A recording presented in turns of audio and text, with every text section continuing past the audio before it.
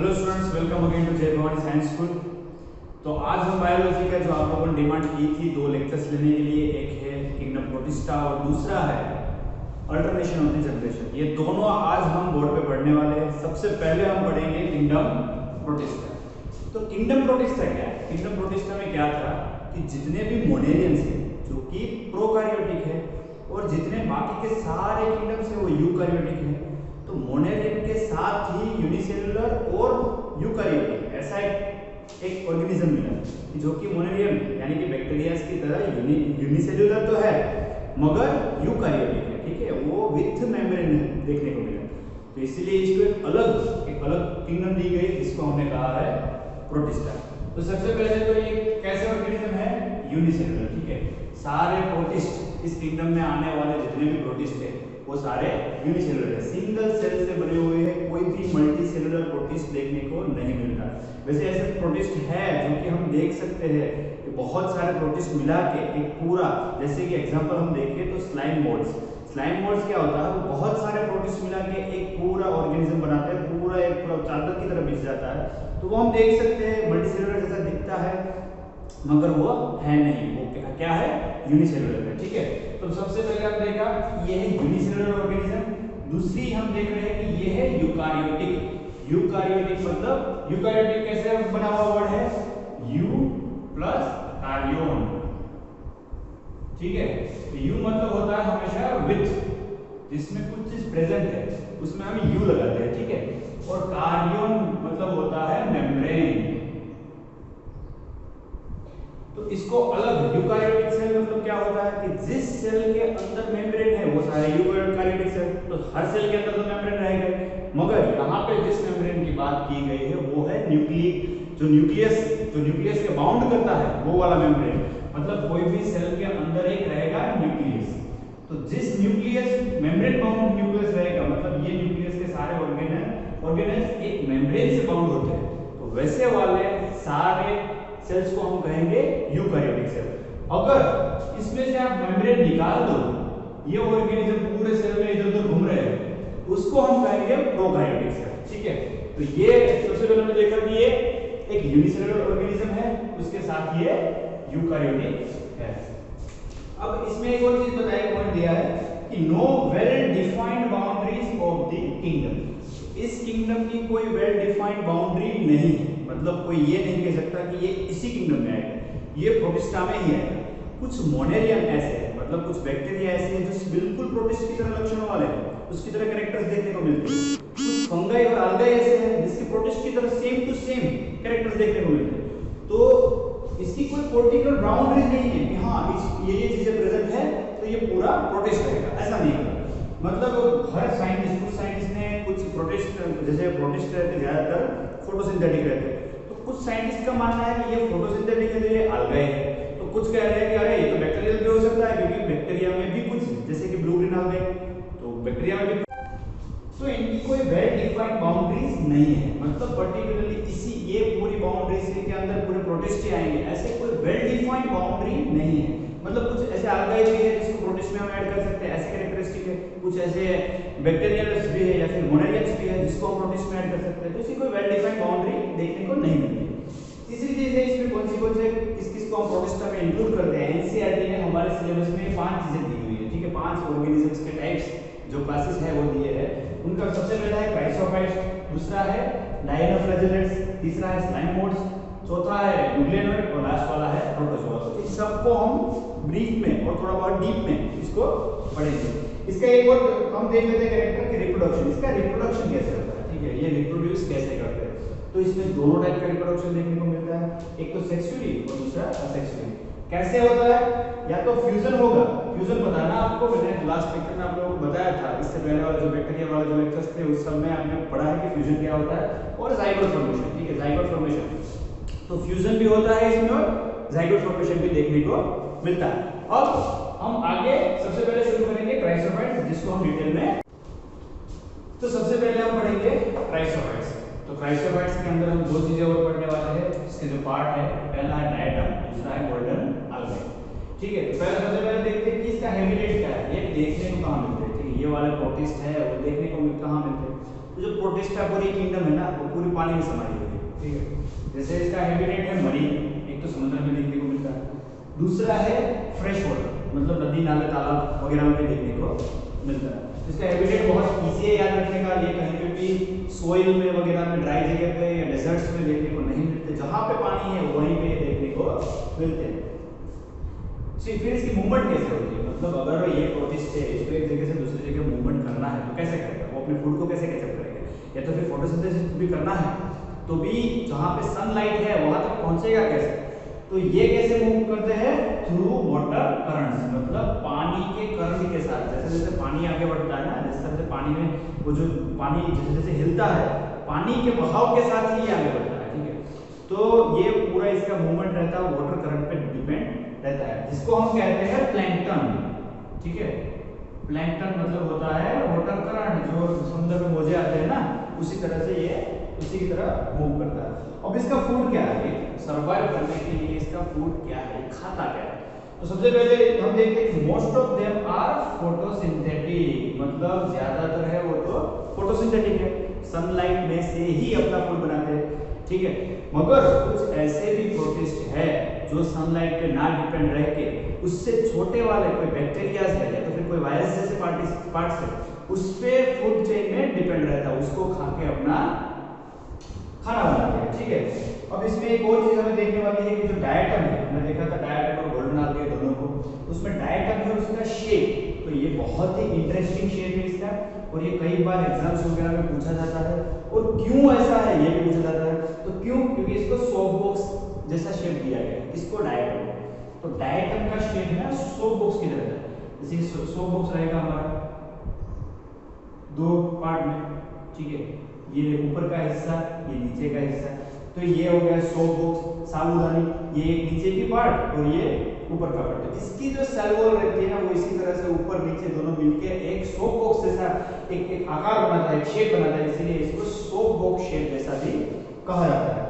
फिर इसका स्ट्रक्चर भी बहुत ही इंपॉर्टेंट है, क्योंकि इसका structure embedded with silica, silica जहां भी रहेगा, सिलिका मतलब हम सिंपली देख लीजिए रेत, ठीक है, रेत या तो सैंड जिसको हम सिलिका कहते हैं, वो सिलिका जहां भी रहेगी टफ रहेगी, हम सिलिका हर एक ऐसी जगह पे यूज होती है जिसको टफ बनाना है, मजबूत बनाना है, तो इसके ऊपर भी सिलिका के क्रिस्टल्स देखे जाते हैं, ठीक है, और इसी सिलिका के क्रिस्टल की वजह से वो इनडिस्ट्रक्टेबल है, अगर डायटम मर गया फिर भी उसका जो बॉडी पार्ट है, उसका कवरिंग जो सिलिका वाला है वो कवरिंग पूरा रह जाएगा, और इसलिए इसको इंडिस्ट्रक्टेबल भी कहा गया।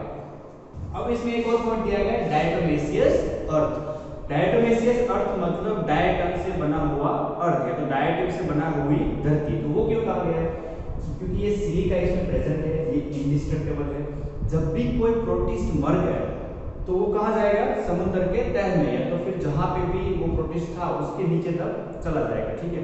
वो मरने के बाद वो नीचे चला गया, ऐसे बिलियंस ऑफ ईयर, हजारों लाखों करोड़ों साल तक ऐसे मरते गए ये वाले प्रोटिस्ट, और पूरा अलग अलग बनाते गए, एक के ऊपर एक लेयर बनता जा रहा, पूरे लेयर मिला के एक पूरा ऐसा बेड बनाते हैं समुद्र में, जिसको कहते हैं डायटोमेसियस अर्थ। जिस डायटोमेसियस अर्थ में से ये लोग एक्सट्रैक्ट करते हैं, मतलब कॉमर्शियल पर्पस वाले लोग उसमें एक्सट्रैक्ट करेंगे, वहां से सारी चीजें निकालेंगे और उसका यूज करेंगे कॉमर्शियल, ठीक है। इसको chief producers of the ocean भी कहा गया है। चीफ प्रोड्यूसर मतलब क्या, चीफ मतलब सबसे मुख्य, मतलब जितने भी ओशियन की जो भी फूड साइकिल है, मतलब एक छोटा ऑर्गेनिज्म एक को खाएगा, उससे बड़ा वाला उसको खाएगा, उससे बड़ा वाला उसको खाएगा, तो इसका जो सबसे बेस वाला मतलब चीफ प्रोड्यूसर है ना वो है डायटम, या तो फिर गोल्डन आल्गे, ठीक है। तो दूसरे जो इससे बड़े वाले प्रोटिस्ट होंगे या तो फिर इससे बड़े वाले जो भी ऑर्गेनिजम्स है वो डायटम को या तो फिर गोल्डन आल्गे को खाना बनाते हैं और उससे पूरा फूड चेन आगे बढ़ता है, ठीक है। एक छोटा वाला जब उससे छोटी चीजों को खाएगा तभी तो बड़ा वाला या छोटे को खाएगा ना, क्योंकि फूड चेन होती है ना वो राउंड सर्कल चलती है, वो एक दूसरे पे पूरा डिपेंड रहता है। तो ये सबसे जिसको chief producer of the ocean कहा गया, सबसे नीचे वाली लाइन में देखने को मिलते हैं। फिर इसके कॉमर्शियल यूज दिए गए हैं पॉलिशिंग में और फिल्ट्रेशन में। तो इसका स्ट्रक्चर कैसा था, सिलिका वाला, मतलब ग्रिटी, पूरे क्रिस्टल जैसे ग्रिटी पार्ट जैसा देखने को मिलता है। तो अगर ग्रिटी होने के कारण आप कहीं भी इसको रब करोगे तो वो पूरा जहां भी रब होगा वहां पे शाइन मार जाएगा, तो इसीलिए इसको पॉलिशिंग में यूज होता है। बहुत सारे मेटल्स ऐसे हैं, बहुत सारे ऐसे मटेरियल्स हैं जिसको पॉलिश करने के लिए इसके ऊपर इसका जो सिलिका वाला पार्ट है, मतलब जो डायटम का जो पार्ट है, उसको रब किया जाता है। जब रब करेंगे तो उसमें शाइनिंग आ जाएगी। दूसरा एक यूज होता है कमर्शियल की फिल्ट्रेशन। तो जैसे बहुत सारे मेडिसिनल यूज होते हैं, बहुत सारे ऐसे मेडिसिन से, बहुत सारे ऐसे ऑयल्स हैं जिसको फिल्टर करने के लिए इसको यूज किया जाता है। जब भी किसी चीज को हम फिल्टर के लिए कब यूज करते हैं, जब वो चीज अगर हम उसमें कुछ भी डालेंगे तो वो गलेगी नहीं, ठीक है। पता चला हमने सिरप डाला तो उससे जो फिल्टर था उसका पार्ट भी गल के अंदर सिरप के साथ चला गया। मगर ये जो डायटम्स वगैरह जो ये है क्राइसोफाइट्स, वो ऐसा नहीं है, वो गलते नहीं है, बहुत ही हार्ड है, इंडिस्ट्रक्टेबल है। तो इसको बहुत सारे ऐसे पूरे इसकी सीव बनाने सीव बना दी जाती है, ठीक है। ये पूरी सीव बना के उसमें सिरप डालेंगे, इससे पूरा फिल्टर होकर सिरप नीचे से बाहर निकलेगा। तो ये था क्राइसोफाइट्स। अब इसके नेक्स्ट वाला पार्ट हम पढ़ेंगे। जो हमारा नेक्स्ट टॉपिक है वो है डायनोफ्लेजेलेट्स, ठीक है। तो डायनोफ्लेजेलेट्स भी एक प्रोटिस्टी है जो कि मरीन, ज्यादातर कहाँ देखने को मिलता है, मरीन एनवायरनमेंट में। दूसरा ये फोटोसिंथेटिक है। तो डायनोफ्लेजेलेट्स में तो हर एक डायनोफ्लेजेलेट्स यूजुअली फोटोसिंथेटिक है, मतलब फोटोसिंथेसिस करके ही खुद अपना खाना बनाते हैं। सबसे बड़ी बात है इसका कलर। जो डायनोफ्लेजेलेट्स के ऊपर हम सबसे ज्यादा कंसंट्रेट करने वाली जो बात है वो है इसका कलर। तो क्यों? क्योंकि इसमें सब अलग अलग पिगमेंट्स देखने को मिलते हैं। हर अलग अलग टाइप के डायनोफ्लेजेलेट्स अलग अलग पिगमेंट्स शो करते हैं। उस पिगमेंट्स के हिसाब से यूज करते हैं और हम देखने को मिलते हैं। जैसे रेड पिगमेंट होगी तो वो रेड दिखेगा। दूसरी और 5 टोटल पिगमेंट्स देखने को मिलती है, जिसमें है yellow dinoflagellates, green, red, blue and brown. तो ये सारे पिगमेंट्स के अकॉर्डिंग वो देखने को मिलते हैं, ठीक है। अब इसमें एक और कैरेक्टर दिया है इसके स्ट्रक्चर का कि जो कि stiff cellulose plates over cell wall. हमने देखा था क्राइसोफाइट्स में डायटम्स हमने पढ़ा था, उसमें सिलिका एम्बेडेड, सिलिका से एम्बेडेड सेल वॉल थी। इसमें क्या है कि stiff cellulose plates are over cell wall. जैसे सेल्यूलोज कहाँ पाया जाता है, जैसे हमारे कुछ प्लांट्स हैं उसमें सेल्यूलोज वाली सेल वॉल्स देखने को मिलती है। तो उसी की तरह इसके अंदर भी सेल्यूलोज, स्टिफ सेल्यूलोज मतलब ठीक थोड़ा टफ सेल्यूलोज वाली सेल वॉल देखने को मिलती है। फिर इसमें फ्लैजेला रहते हैं। तो देखा आपने क्राइसोफाइट्स के अंदर कोई फ्लैजेला नहीं था। वो कैसे मूव करता था? वाटर प्लैंक्टन्स के अकॉर्डिंग मूव करता था। मगर यहाँ पे हमें 2 फ्लैजेला देखने को मिलते हैं, एक है लॉन्गिट्यूडिनल और दूसरा है ट्रांसवर्स। मैं बता देता हूँ कैसे होते हैं। डायटम का स्ट्रक्चर है ना, ऐसा होता है, ठीक है।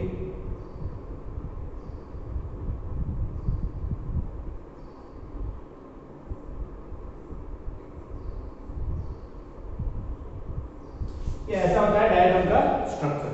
अब इस स्ट्रक्चर में ट्रांसवर्स मतलब इस तरह से चलने वाला एक फ्लैजेला होगा, वो वहां पे होगा, जिसको हम कहेंगे ट्रांसवर्स। वो जो सीधा होगा ये वाला, इसको कहेंगे लॉन्जिट्यूडिनल। तो यहाँ पे मैंने खास तो ये वर्ड इसलिए मेंशन किए हैं क्या, क्योंकि आपको पता चले कि ट्रांसवर्स क्या होता है और लॉन्जिट्यूडिनल क्या होता है।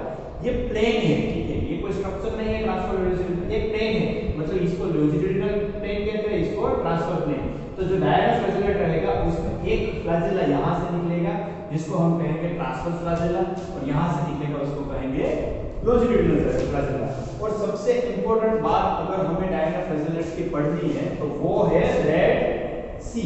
रेड सी इसलिए क्योंकि अगर ये रेड डायनोफ्लेजेलेट्स रहेंगे वो रैपिड मल्टीप्लिकेशन में जाएंगे, मतलब वो बहुत एक साथ बहुत सारा मल्टीप्लाई करेंगे, ठीक है। 1 में से 2, 2 में से 4, 4 में से 6, इस तरह से जितने बढ़ते जाएंगे वो जितना जितना मल्टीप्लाई हो जाएंगे, इतनी संख्या में वो मल्टीप्लाई हो जाएंगे कि वो पूरे समुद्र को ही लाल बना देंगे, ठीक है। जो भी वाटर करंट्स आएंगे, जब हमें दिखेगा जो पानी दिखेगा वो पूरा रेड कलर का हो जाता है, पूरा लाल पानी देखने को मिलता है, जिसको कहते हैं रेड टाइड। इसको रेड टाइड के नाम से भी पहचाना जाता है, ठीक है। कई बार इतना रेड टाइड इतने बढ़ जाते हैं, उसका मल्टीप्लिकेशन इतना रैपिड होता है कि जो आसपास की फिशेस वगैरह है ना, वो उसके कारण कुछ मतलब पॉइजनस हो जाती है या तो फिर मर जाती है, ठीक है। तो वो सिक हो जाती है, मर जाती है। तो ये इतना मल्टीप्लिकेशन के लिए डायनोफ्लेजेलेट फेमस है। नेक्स्ट है वो है यूग्लेनोइड, ठीक है। यूग्लेनोइड क्या है? तो सबसे पहले तो उसका हैबिटेट क्या है? फ्रेश है और मरीन, दोनों टाइप के वाटर में देखने को मिलता है, मतलब जो नदी वगैरह में देखने को मिलता है और समुद्र में देखने को मिलता है। ज्यादातर प्रोटिस्टन है ना वो सारे फ्रेश और मरीन दोनों टाइप के वाटर में देखने को मिलते हैं। फिर इसमें सेल वॉल की बात हुई थी, हमने देखा कि जो पहले वाला था सबसे पहले क्राइसोफाइट्स थी, उसमें देखा था हमने सिलिका एम्बेडेड थी।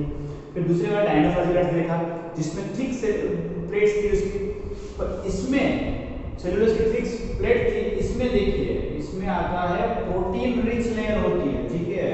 और सेलुलोज जहाँ पे भी होता है जैसे ट्री में वो थिक होता है, जो जहाँ सिलिका होता है वो बहुत ही हार्ड होता है, मगर इसमें प्रोटीन रिच लेयर है, ठीक है, जिसको हम कहेंगे पेलिकल। तो इसकी सेल वॉल है वो पेलिकल से कवर होती है। पेलिकल मतलब एक प्रोटीन रिच लेयर होती है, और जो पेलिकल है वो कैसा है, फ्लेक्सिबल। क्यों है फ्लेक्सिबल? क्योंकि ये प्रोटीन रिच है, प्रोटीन हमेशा फ्लेक्सिबल ही रहते हैं, ठीक है। तो इसकी सेल वॉल में हमें क्या याद रखना है कि ये प्रोटीन रिच लेयर है और इसको पेलिकल कहते हैं, जो कि फ्लेक्सिबल है। और फ्लैजेला, तो इसमें दो फ्लैजेला देखने को मिलते हैं, एक है शॉर्ट एक है लॉन्ग। तो सेम हमने डायनोफ्लाजेलेट्स में देखा था कि दो फ्लैजेला थे, मगर एक था ट्रांसवर्स एक था लॉन्जिट्यूडिनल।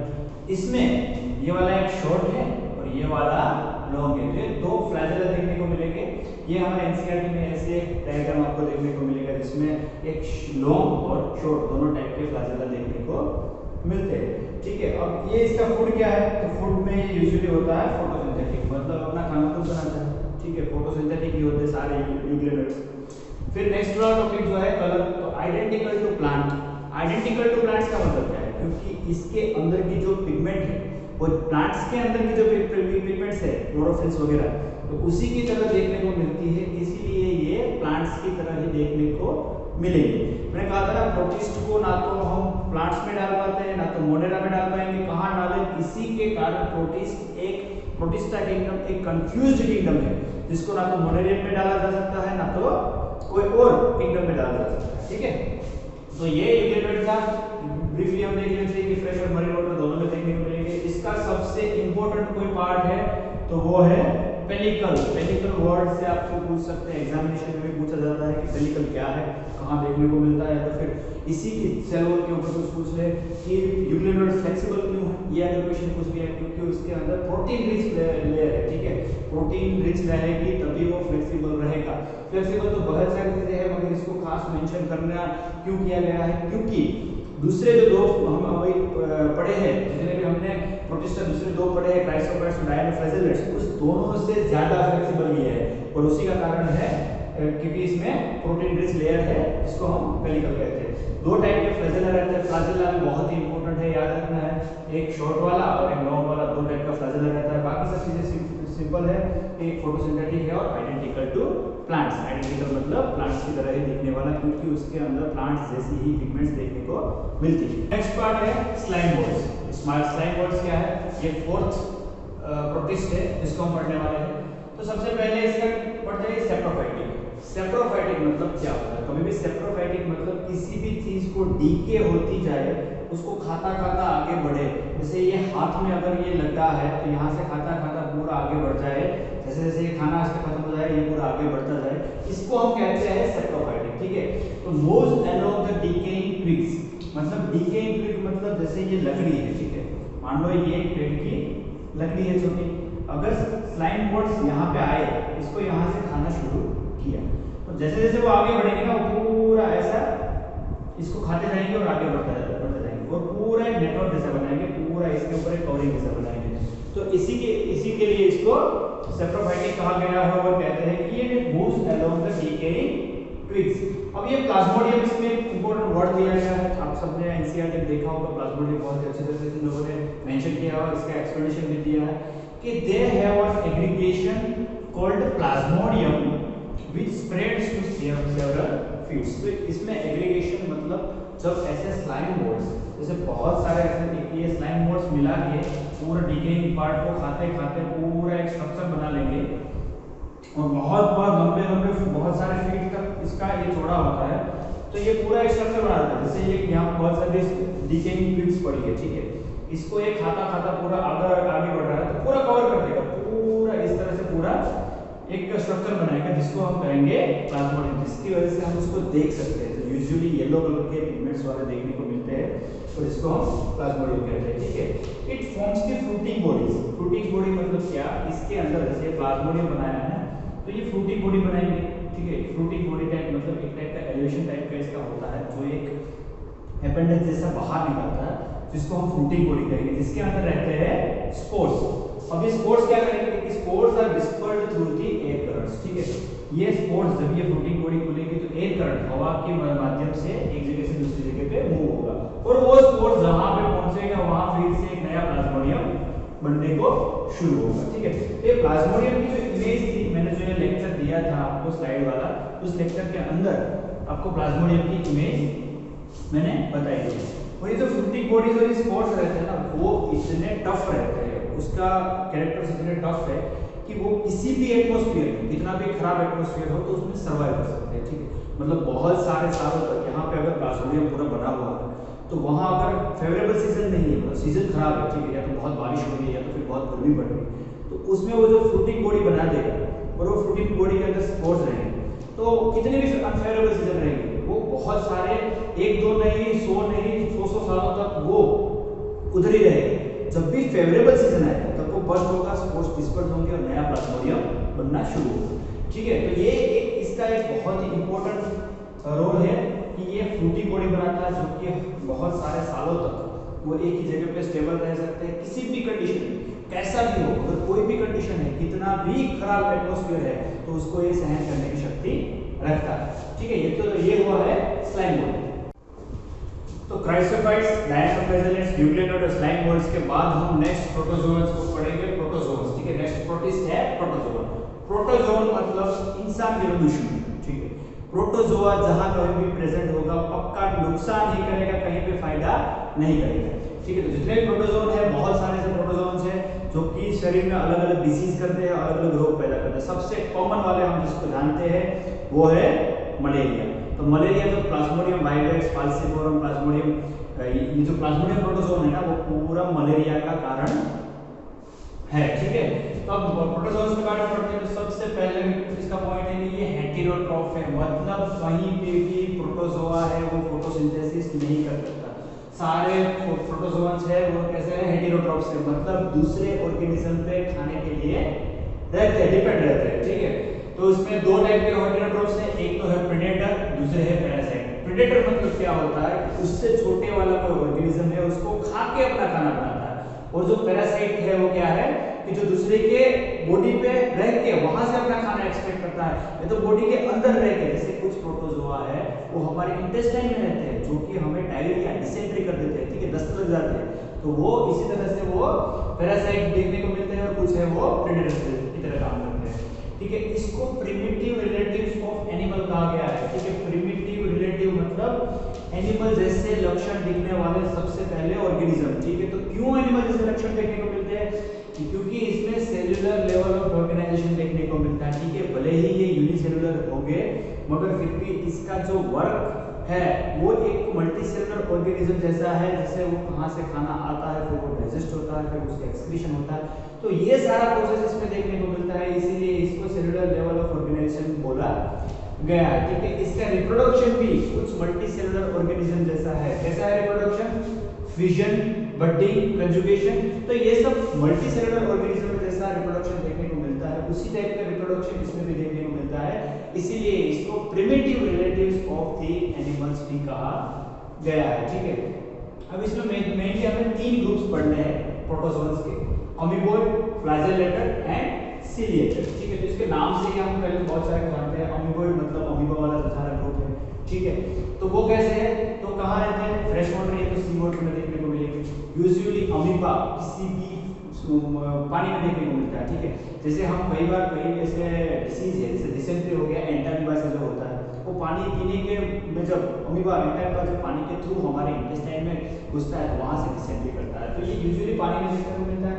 इसमें एक जबरदस्त लक्षण रहता है जिसको हम कहते हैं स्यूडोपोडिया। स्यूडोपोडिया मतलब क्या होता है, मतलब जैसे ये है अमीबा पानी, ठीक है, ये अमीबा हो गया, तो ये इसके ऑर्गेनल्स अलग अलग होंगे, तो इसके पास ऐसे स्यूडोपोडिया, स्यूडो मतलब झूठा, पोडिया मतलब पाँव, पाँव की तरह दिखने वाला स्ट्रक्चर है मगर पाँव नहीं है, ठीक है। ये स्यूडोपोडिया को क्या करेगा, जैसे ये अमीबा है, इसके पास आया कोई प्रे मतलब शिकार, इसका शिकार आया, तो वो क्या करेगा, जैसे इस शेप में था ना, तो वो अपने पाँव को आगे बढ़ा देगा, ठीक है। इस तरह से अपने पाँव को आगे बढ़ा देगा, जो प्रे था वो आ जाएगा यहाँ पे, फिर आगे जाके जब प्रे अंदर आ गया तो ये इसको जोड़ देगा, ठीक है, ये प्रे आ जाएगा इसके अंदर, तो अंदर होगा, प्रे अंदर आने के बाद अमीबा के अंदर डाइजेस्ट हो जाएगा, इसको पूरा चट कर जाएगा।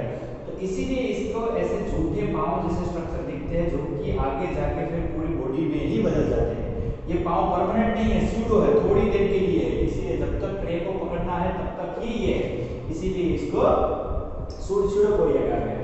अब silica shells on the surface, इसके सरफेस पे भी सिलिका की शेल्स रहती है, ठीक है, इसके सरफेस पे सिलिका के शेल्स रहते हैं, मतलब ये जितना हम सोचते हैं उतना सॉफ्ट नहीं है, थोड़ा मजबूत है, ठीक है। सम कॉजेस डिसेंट्री एग्जांपल एंटामीबा, तो यहाँ पे सारे ग्रुप में कुछ ना कुछ एग्जांपल दिए हैं जो हमें याद रखने हैं, एग्जाम के लिए बहुत जरूरी है। तो यहाँ पे दिया है कॉजेस ऑफ द डिसेंट्री, पेट के अंदर अगर ये एंटामीबा गया तो समझ लो 10 लग गए, ठीक है, पेट साफ हो गया अच्छी तरह से, तो एंटामीबा है वो डिसेंट्री करता है, तो ये इसका एक एग्जांपल है। अमीबॉइड के अंदर हमें एग्जांपल खास याद रखना है कि अमीबा की तरह ही एंटामीबा जो कि क्या करता है, डिसेंट्री, पेट में जाके हमारे इंटेस्टाइन में जाके इन्फेक्शन करेगा जिससे हमें डिसेंट्री हो जाएगी, ठीक है।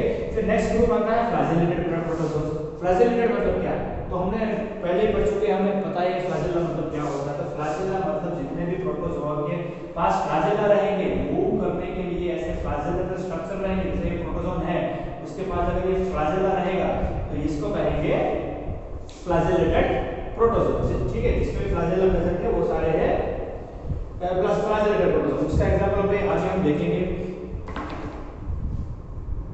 अब ये है फ्री लिविंग और पैरासाइटिक, या तो ये फ्री लिविंग रहता है या तो पैरासाइटिक रहता है। फ्री लिविंग मतलब समुद्र के पानी में ही रहेगा, ठीक है, वहां से ही अपना खाना बना सकता है, या तो फिर पैरासाइटिक भी रहेंगे, या तो किसी और ऑर्गेनिज्म के ऊपर रहेगा या तो उसके अंदर रहेगा, ठीक है। इसमें फ्लैजेला प्रेजेंट होते हैं, तो मैंने जो आपको बताया कि ये फ्लैजेला नाम ही इसीलिए दिया गया है क्योंकि उसमें फ्लैजेला जो कि मूव में लोकोमोशन में हेल्प करता है, फ्लैजेला उसमें प्रेजेंट रहता है। इसका एग्जांपल हमें याद रखना है ट्रिप्नोसोमा। अगर आप न्यूज़ पढ़ते हो तो रिसेंटली 2 महीने पहले साउथ अफ्रीका के कुछ प्लेस में ट्रिप्नोसोमा का इन्फेक्शन पाया गया है, ठीक है, जिसको स्लीपिंग सिकनेस कहते हैं। लोग सो नहीं पाते, जागते रहते हैं, ठीक है, इस तरह की सिकनेस कॉज करता है। तो वो कौन सा प्रोटोजोन था, फ्लैजेलेटेड प्रोटोजोन, जिसका नाम है ट्रिप्नोसोमा। तो ये रिसेंटली अभी कुछ टाइम पहले ही डायग्नोस हुए हैं, कुछ पेशेंट्स मिले हैं साउथ अफ्रीका में जिसमें ट्रिप्नोसोमा इन्फेक्शन देखने को मिला है। इसको ट्रिप्नोसोमा की इन्फेक्शन होगा तो उसको हम कहेंगे ट्रिप्नोसोमियासिस,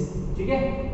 अब लास्ट वाला आता है जिसको हम कहते हैं सीलिएटेड प्रोटोजोआ। सीलिया क्या है, सीलिया मतलब मान लो ये प्रोटोजोआ है, इसके ऊपर ऐसे बहुत सारे छोटे छोटे हेयर लाइक स्ट्रक्चर देखने को मिलते हैं जिसको हम कहेंगे सीलिया। इसी सीलिया की मदद से वो पूरा मूव करता है, ठीक है।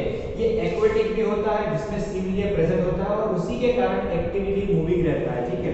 एक दो फ्लैजेला से प्रोटोजोआ बहुत अच्छी तरह से मूव कर सकते हैं, मगर यहाँ पे तो हजारों सीलिया है तो वो एक्टिवली मूविंग नहीं, ठीक है, उसी सीलिया के कारण वो पूरा हमेशा मूव करते रहते हैं। इसमें गल्लेट एक प्रेजेंट रहेगी जिसको मैं समझाऊंगा आपको। गल्लेट मतलब क्या होता है, जैसे ये हो गया पैरामीशियम, ठीक है, तो पैरामीशियम में इसमें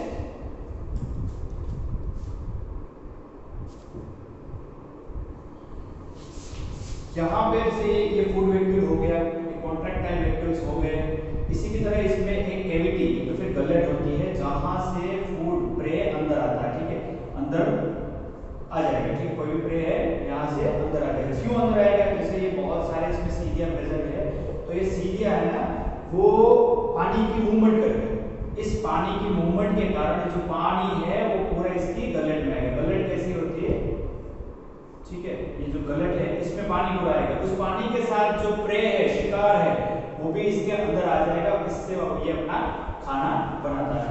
तो ये इसका जो एग्जांपल है वो पैरामीशियम डायग्राम एनसीईआरटी में अच्छी तरह से दिया हुआ है, वो आपको देखना है। पैरामीशियम का डायग्राम भी कई बार पूछा जाता है, उस बहुत ही इजी डायग्राम है और ये स्लिपर की तरह दिखने वाला है प्रोटोजोन है, ठीक है। इसका शेप देख लीजिएगा, पैरामीशियम का हमारे चप्पल का जो सोल होता है, हमारे स्लीपर का जो सोल होता है उस सोल की तरह ही दिखता है, इसलिए इसको स्लीपर जैसे दिखने वाला प्रोटोजोन भी कहा गया है। तो ये थे पूरे प्रोटोजोन। तो एनसीईआरटी की सबसे लास्ट में इसके अंदर एक टॉपिक दिया हुआ है जिसका नाम है स्पोरोजोन्स। स्पोरोजोन्स मतलब जो कि स्पोर लाइक स्ट्रक्चर को बियर करते हैं। कब बियर करता है, तो कि जो spore like structure in life cycle, इसकी जो भी लाइफ साइकिल चलती है उसमें एक स्टेज ऐसा आता है जहां पे वो स्पोर जैसा स्ट्रक्चर बनाता है, तो उसी को स्पोरोजोन्स कहा गया है। ठीक है, तो स्पोरोजोन्स जैसे कि मैंने कहा था कि मलेरिया एक डिसीज कॉजिंग डिसीज है जो कि किससे बनता है, प्लाज्मोडियम से होता है। ठीक है, प्लाज्मोडियम नाम के प्रोटोजोन से होता है। तो मॉस्किटो में मलेरिया पैरासाइट होता है, वो ह्यूमन में काटता है, फिर वो फिर से मॉस्किटो में जाता है, वो उसकी पूरी लाइफ साइकिल चलती है, तो इसको बोलते हैं प्लाज्मोडियम लाइफ साइकिल। तो वो बहुत ही डीप एक टॉपिक है, मगर मैंने बहुत इजी करके यहाँ आपको जो शॉर्ट टाइम में समझा सके ऐसा एक चार्ट बनाया हुआ है। ठीक है, तो अब मलेरिया पैरासाइट्स मतलब जो प्लाज्मोडियम है, 4 टाइप के प्लाज्मोडियम देखने को मिलते हैं, प्लाज्मोडियम फाल्सीफेरम, ओवेल, वाइवेक्स, ये सब प्लाज्मोडियम्स के टाइप्स है जो कि मलेरिया को कॉज करते हैं। ठीक है, तो मलेरिया को कॉज कैसे करते हैं वो मैं आपको एक चार्ट के थ्रू समझाऊंगा। तो कोई भी एक मॉस्किटो है जिसमें प्लाज्मोडियम इन्फेक्शन देखने को मिला है, मतलब इसने इससे पहले वाले ह्यूमन को जो कि मलेरिया इन्फेक्टेड है, तो कोई भी चीज जो मलेरिया इन्फेक्टेड है उसको बाइट किया। अगर वो मच्छर काटता है इंसान को, इन ह्यूमंस, ठीक है, इंसान को काटेगा तो क्या होगा, जो ये जब काटेगा तब यहाँ से इंसान की चमड़ी में जब ये मच्छर काटता है तो वहां से ब्लड सक करता है और क्या जाता है उसमें, सलाइवा, लार, मच्छर की लार अपने अंदर जाएगी और अपने अंदर का ब्लड है वो मच्छर के अंदर है। तो जो लार अंदर जाएगी उसके साथ और क्या ट्रांसफर होगा, स्पोरोजोइड्स। ठीक है, ये है प्लाज्मोडियम के स्पोरोजोइड्स, जो कि एक स्टेज है, इसकी लाइफ साइकिल का एक स्टेज है जिसको स्पोरोजोइड्स कहा गया है। ठीक है, वो काटने के बाद वो सलाइवा के थ्रू ब्लड में हमारे मिक्स होगा, मिक्स होकर कहां जाएगा, हमारा सारा ब्लड कहां जाता है, लीवर के अंदर। लीवर एक बहुत बड़ा पार्ट, एक बहुत बड़ा इन्वॉल्वमेंट है ब्लड की, जो पूरी साइकिल चलती रहती है उसमें, जो कि हम आगे वाले चैप्टर्स में पढ़ेंगे, अभी डिस्कस नहीं करेंगे। तो वो जब लीवर में जाएगा वहां पे ये जो स्पोरोजोइड्स है वो डेवलप होंगे, 1 में से 2, 2 में से 4, ऐसे पूरे स्पोरोजोइड्स में से ये स्पोर जैसा स्ट्रक्चर बनते हैं। वो स्पोर्स बर्स्ट होके मिल जाते हैं आरबीसी के साथ, ठीक है, रेड ब्लड सेल्स के साथ। तो वो स्पोर्स सारे बर्स्ट होके आरबीसी को इन्फेक्ट करेंगे। आरबीसी में क्या होगा, आरबीसी में है मेल और फीमेल दोनों अलग अलग टाइप के स्पोर्स, वो उसमें से डिफरेंशिएट होके बाहर आएंगे और वो मिलेंगे हमारे ब्लड में। तो अभी हमारे ब्लड में स्पोरोजोइड्स से ये स्पोर मेल और फीमेल अलग अलग पूरे बन गए। ठीक है, तो जब भी दूसरा मच्छर आके आपको काटेगा, ठीक है, अगर वो इंसान को फिर से काटता तो अब उसके ब्लड में क्या है, प्लाज्मोडियम, जो प्लाज्मोडियम में जो मेल और फीमेल दोनों इन्फेक्टेड पार्ट्स है वो दोनों देखने को मिलेंगे। और ये जो ब्लड होगा वो कहां जाएगा, मच्छर के स्टमक में, उसके पेट में। उसके पेट में ये मेल और दोनों फीमेल स्पोर देखने को मिलेंगे, तो वो दोनों इसके पेट में ही मिलके बनाएंगे जाइगोट। ठीक है, उसके पेट में ही इसका जाइगोट बनता है। जाइगोट बनता है, उसके बाद ये पूरा इसका डेवलपमेंट होता है और वहां से कहां स्पोरोजोइड्स कहां ट्रांसफर होते हैं, तो फिर से स्पोरोजोइड्स बनेंगे, वो ट्रांसफर होंगे सलाइवरी ग्लैंड में, मतलब मच्छर की जो लाल ग्रंथि रहती है उसमें ट्रांसफर होंगे। फिर मच्छर की लाल ग्रंथि में वो इन्फेक्शन देखने को मिलेगा, फिर वो जो इन्फेक्शन इसकी लाल ग्रंथि में है वो फिर इंसान को काटेगा और इंसान में फिर से वही का वही साइकिल शुरू होता है। इसके बहुत सारे स्टेजेस हैं, जैसे आरबीसी में से यहाँ तक फिर से लीवर में कैसे आते हैं, ये स्टेज आपको समझने की अभी जरूरत है नहीं, जब हम लाइव मिलेंगे तब मैं आपको इसको डिटेल में समझाऊंगा ताकि इजी रहे। ठीक है, तो ये पूरा मलेरिया लाइफ साइकिल इसको कह सकते हैं या तो फिर प्लाज्मोडियम लाइफ साइकिल कह सकते हैं। ये खाली आपकी इंफॉर्मेशन के लिए है, एनसीईआरटी के सिलेबस में ये मलेरिया लाइफ साइकिल है नहीं, मगर कई बार नीट वगैरह में इसके बेसिक क्वेश्चंस पूछ लेते हैं, इसलिए मैंने आपको बताया।